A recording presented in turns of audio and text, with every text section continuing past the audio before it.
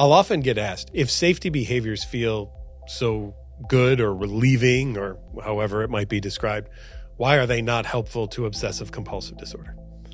So let's break down first the 5 safety behaviors that we often talk about.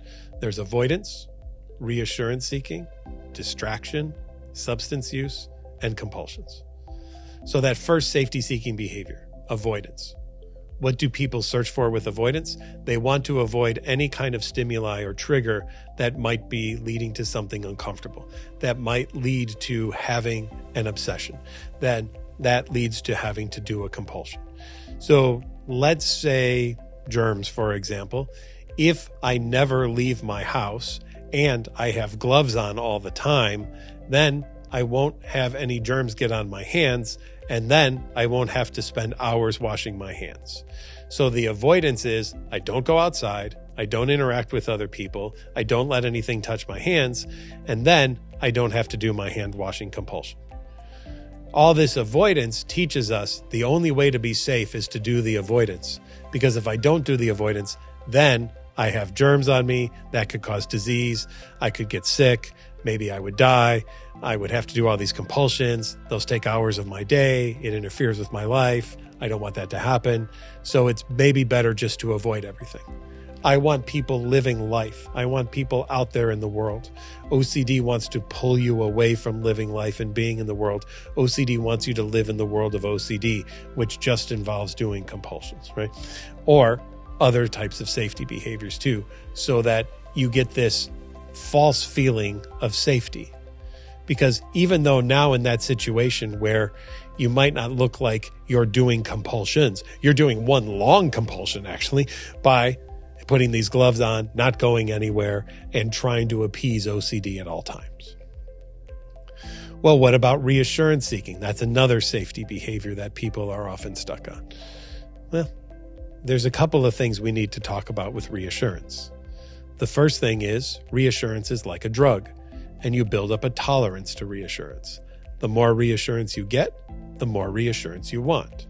And every day you're going to need all the reassurance you got yesterday plus 1 today in order to feel as good as you did yesterday.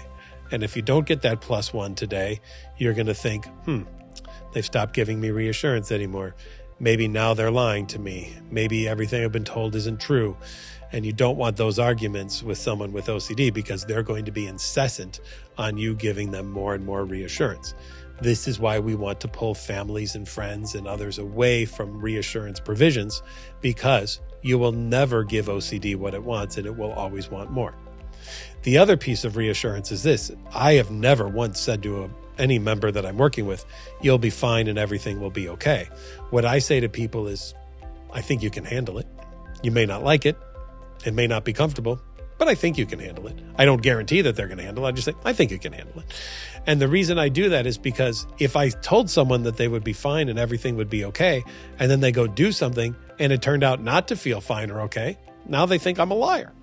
Well, I don't want to be perceived as a liar.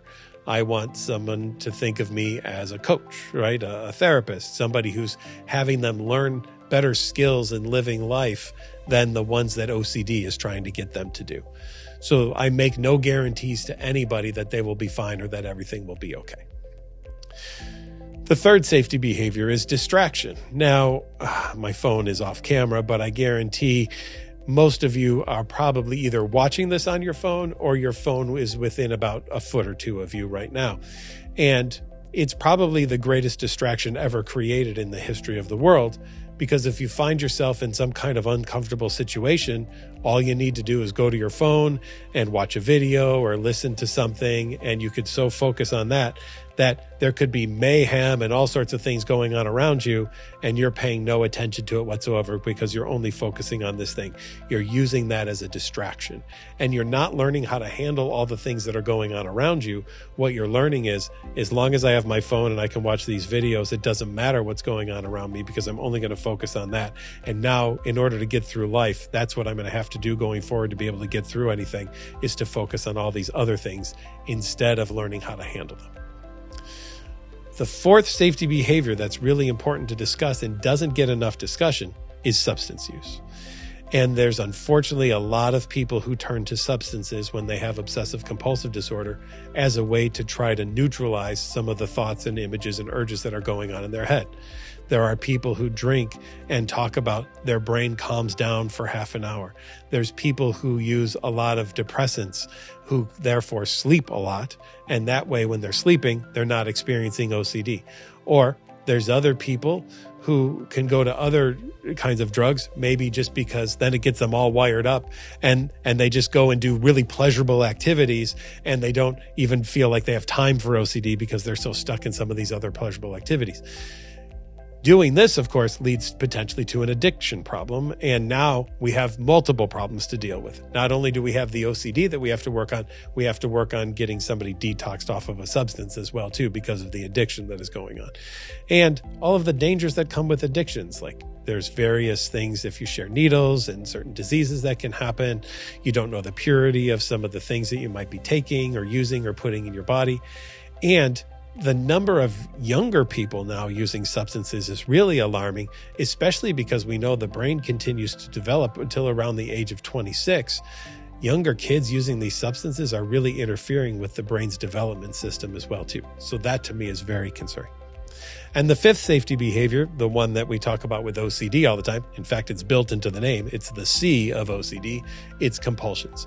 And those are behaviors or mental acts that people do to try to neutralize whatever the obsessions are. And these compulsions can be insidious, it can take hours and hours of people's days.